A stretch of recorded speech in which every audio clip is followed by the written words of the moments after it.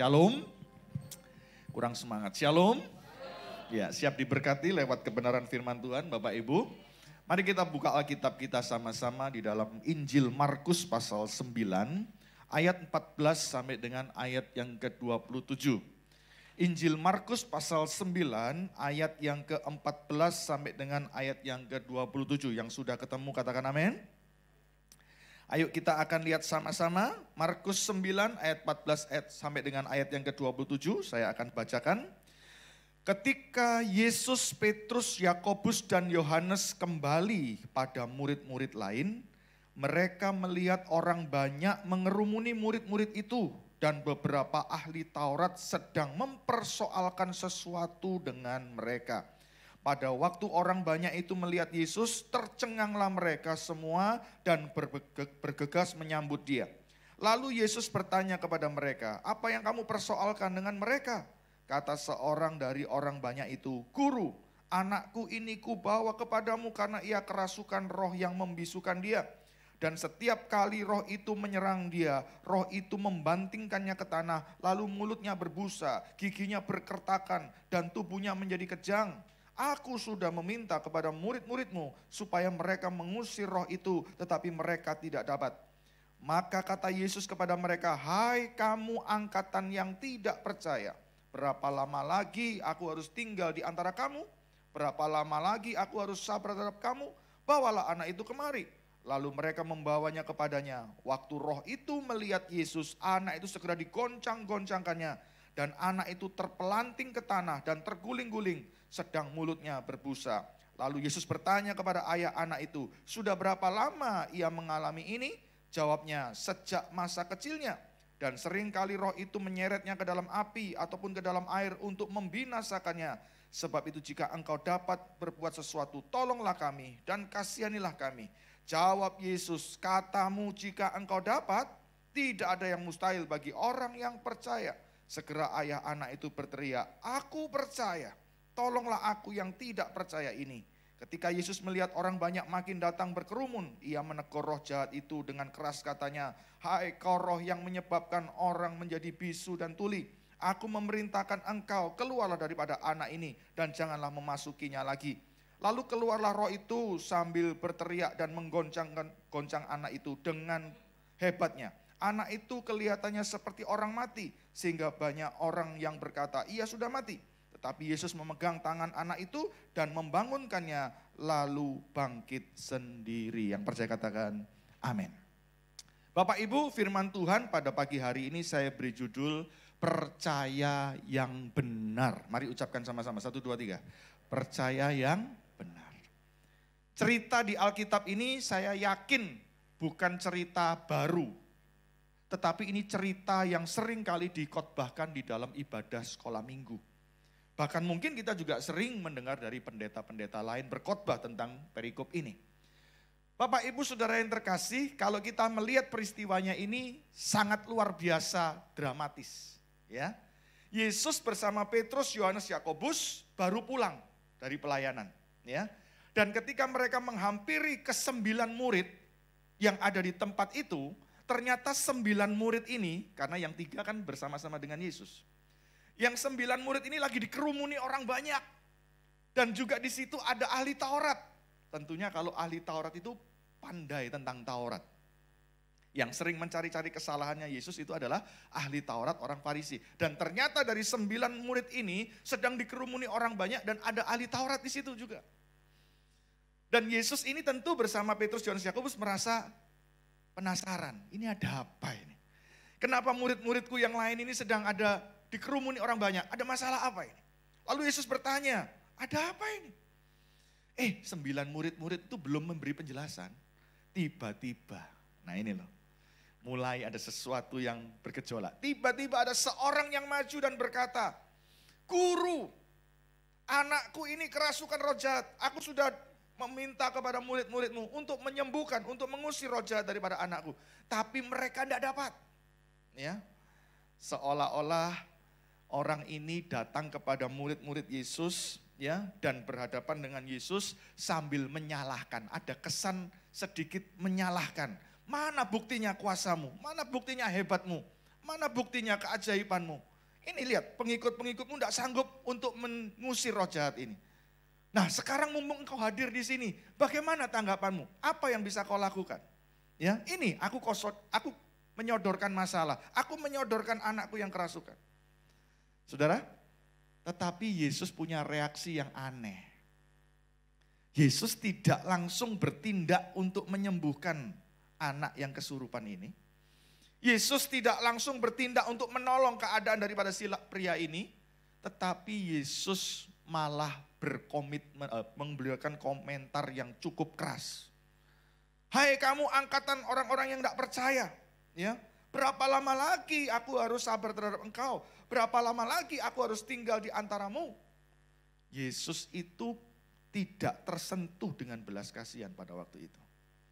Karena jawaban daripada si ayah ini kesannya menyalahkan murid-murid dan menyalahkan Yesus. Mana buktinya? Kok tidak bisa berhasil?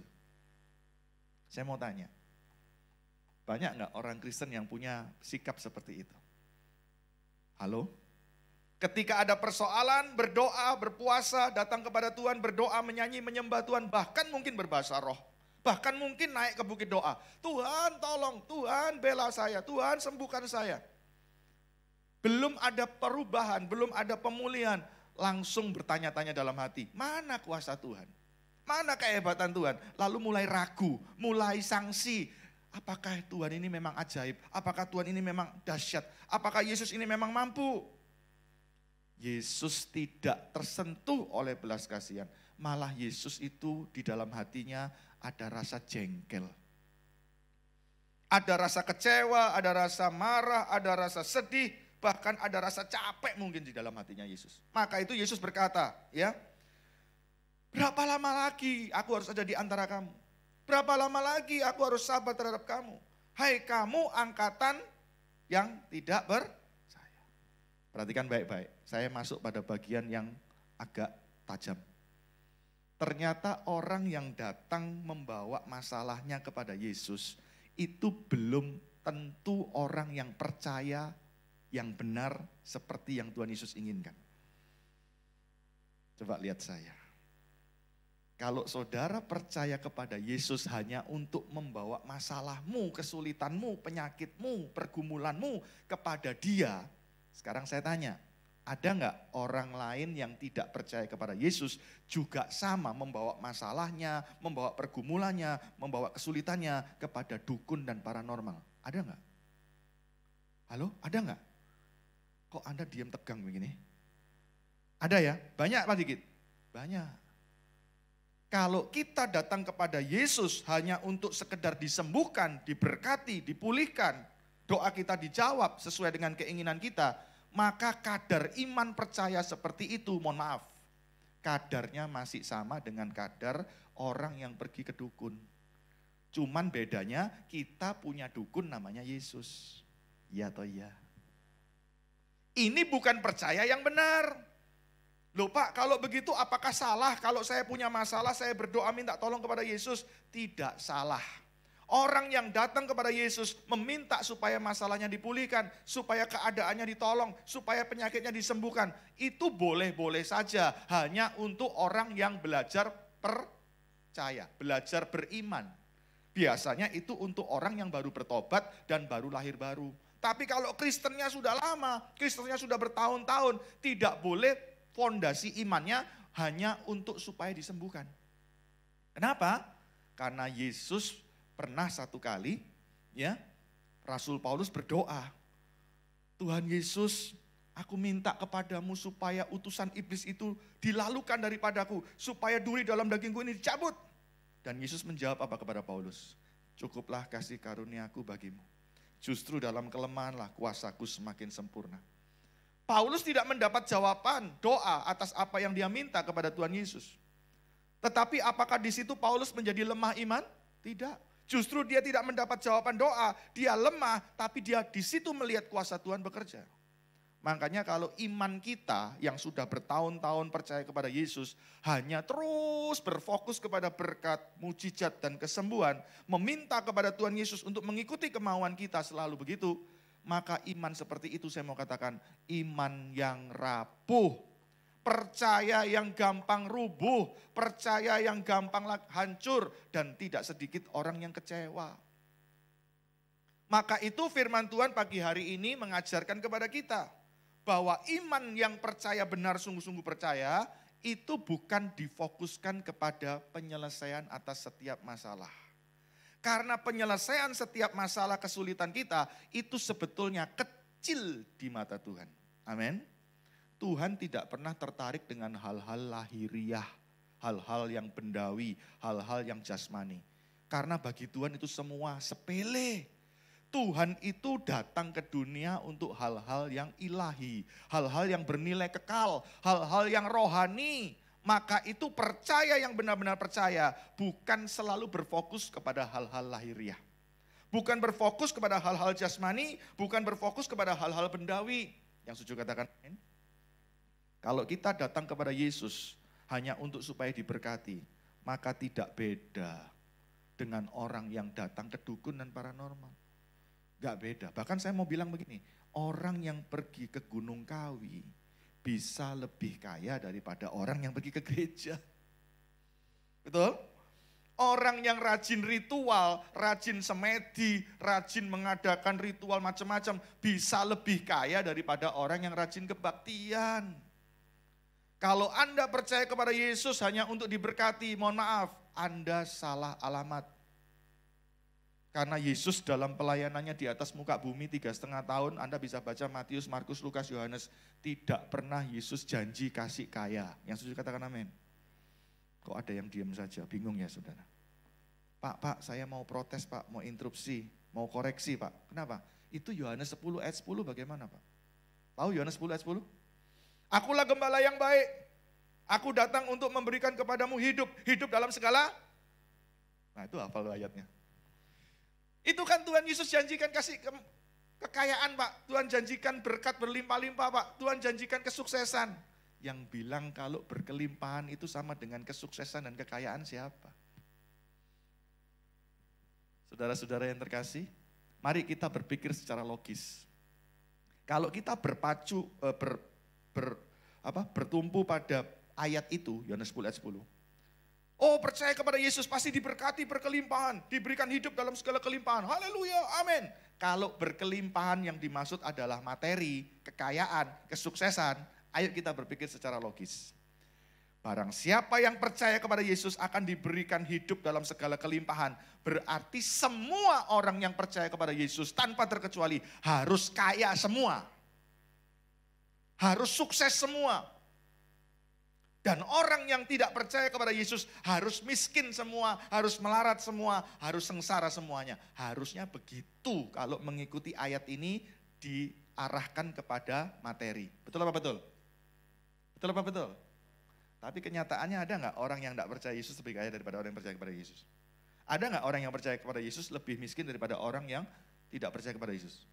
Ada. Berarti kalau begitu, apakah Yesus itu salah ngomong? Apakah Yesus ini asal bicara? Apakah Yesus ini salah untuk memberikan statement? Saya yakin Yesus tidak salah. Kalau Anda baca Yohanes pasal 10, jangan cuma ambil ayat 10. Coba baca ayat-ayat sebelumnya. Yesus tidak pernah bicara soal materi. Jadi hidup dalam segala kelimpahan itu bukan konotasinya selalu kesuksesan. Sekarang saya mau tanya. Saudara disakiti hatimu oleh orang, Anda difitnah orang, Anda dijelek-jelekkan orang, Anda dikata-katain negatif sama orang. Tapi Anda bisa mengampuni orang itu, bisa memberkati orang itu, bahkan bisa menolong orang itu ketika dia susah. Itu hidup yang berkelimpahan bukan? Ketika Anda sedang mengalami masalah, sakit, Anda mengalami kerugian, tapi Anda bisa rasa hati tenang, hati teduh, bisa ikhlas, bisa tersenyum. Bisa rasa damai, itu hidup berkelimpahan bukan? Berarti hidup dalam segala kelimpahan artinya adalah hidup di atas standar. Hidup di atas rata-rata. Hidup di atas kebanyakan pada umumnya kehidupan orang lain. Hidup yang berbeda dengan kehidupan orang lain. Yang hanya dimiliki oleh orang yang percaya kepada Yesus. Yang di luar Yesus tidak bisa ngalami itu. Orang di luar Yesus kalau ada masalah, terpuruk, ya, mengunci diri di kamar, lari ke minuman keras, lari ke narkoba, mereka tidak bisa damai. Mereka tidak bisa tenang, mereka tidak bisa tersenyum, mereka tidak bisa membalas kejahatan dengan kebaikan. Itulah orang-orang yang tidak mengalami hidup dalam kelimpahan yang dimaksud oleh Yesus. Sementara kita yang sudah percaya kepada Yesus, kita disakiti orang, kita bisa damai, kita bisa ngampuni, kita bisa ikhlas, kita bisa sabar, kita bisa percaya bahwa Tuhan akan mengatur semua yang terbaik buat kita. Kita bisa tersenyum, itu berarti kehidupan yang di atas rata-rata. Kehidupan yang hanya dimiliki oleh orang yang telah sungguh-sungguh percaya kepada Yesus. Makanya Yesus tidak pernah janji kasih kekayaan, kemewahan, kesuksesan kepada orang yang percaya kepada Dia. Hati-hati, kalau iman Kristen kita, percaya kita kepada Yesus hanya mengejar berkat mujizat kesembuhan. Saya katakan hanya mengejar berkat mujizat kesembuhan, maka jangan-jangan kita bisa mudah disesatkan. Karena yang selalu menawarkan berkat mujizat dan kesembuhan, selalu bergembar-gembor menawarkan kesuksesan, itu siapa? Iblis. Di mana ayatnya? Matius 4. Sembahlah aku, maka semua kemegahan dan kemewahan dunia ini akan kuberikan kepadamu. Banyak orang mengaku percaya kepada Yesus, tapi sebetulnya di mata Tuhan Yesus sama sekali tidak percaya. Matius 22 ayat 14 berkata apa? Banyak yang dipanggil, tetapi sedikit yang dipilih. Banyak orang yang mengaku kelihatannya percaya, kelihatannya pelayanan, kelihatannya bisa berkhotbah. Tetapi sesungguhnya di mata Tuhan Yesus mereka sama sekali tidak percaya kepada Yesus.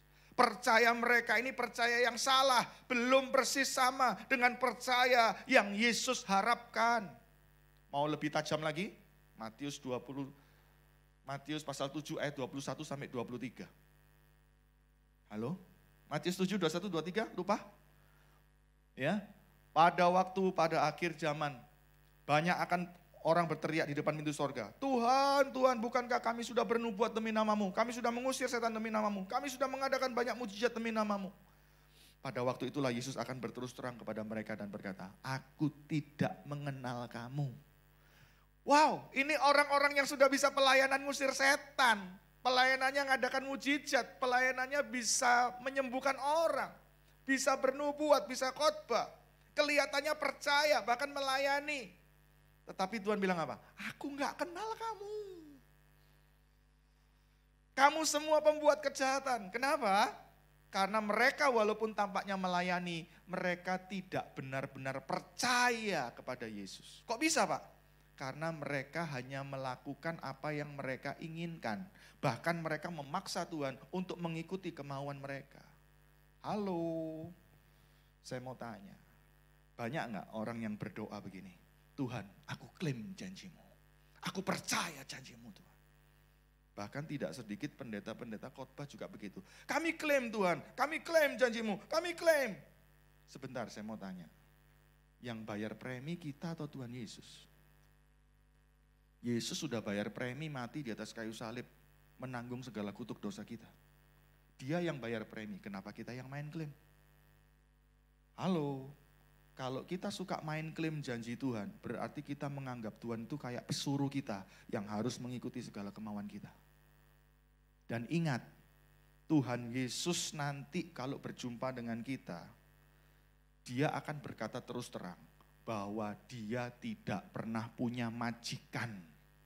Dia hanya punya hamba. Makanya Yesus berkata, hai hambaku yang baik dan setia. Siapa orang yang disebut hambaku yang baik dan setia? Mereka yang percaya dengan benar, percaya yang persis sama seperti percaya yang Tuhan Yesus inginkan. Bukan percaya yang kelihatannya percaya tapi sebenarnya tidak percaya. Orang yang suka mengklaim janji Tuhan, orang yang suka mengklaim janji Tuhan adalah orang yang kelihatannya percaya tetapi sebetulnya tidak percaya. Makanya Yesus berkata, hai kamu angkatan orang yang tidak percaya, berapa lama lagi aku harus sabar terhadap kamu, berapa lama lagi aku harus ada di antara kamu. Gak percaya. Saudara, dan Yesus itu memberitahu percaya yang benar seperti apa. Ketika orang ini datang menyerahkan anaknya, Yesus tidak ngerespon dengan menolong.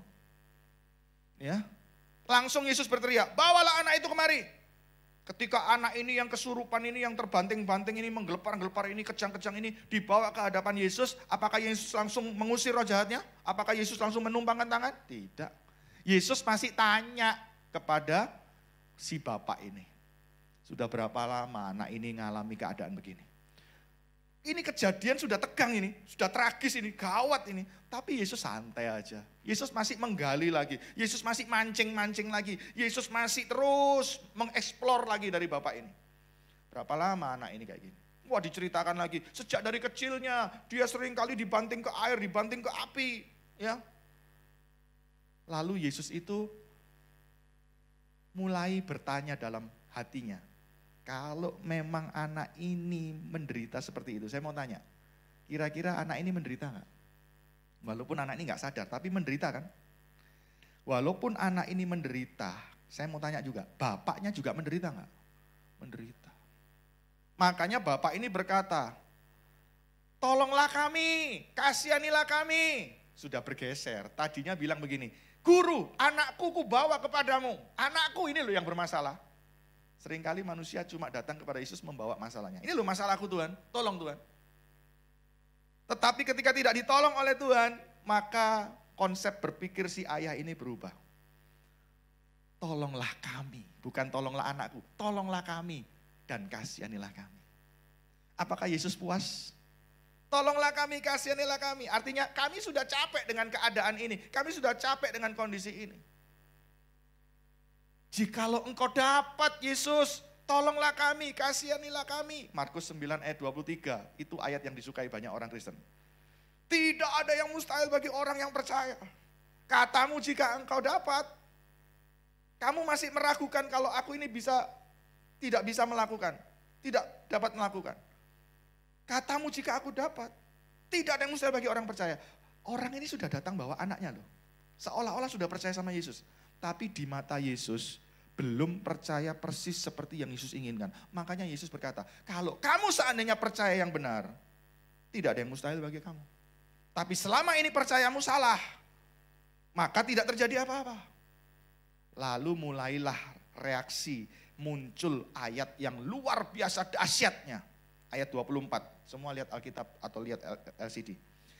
Ayat 24, segera ayah anak itu berteriak.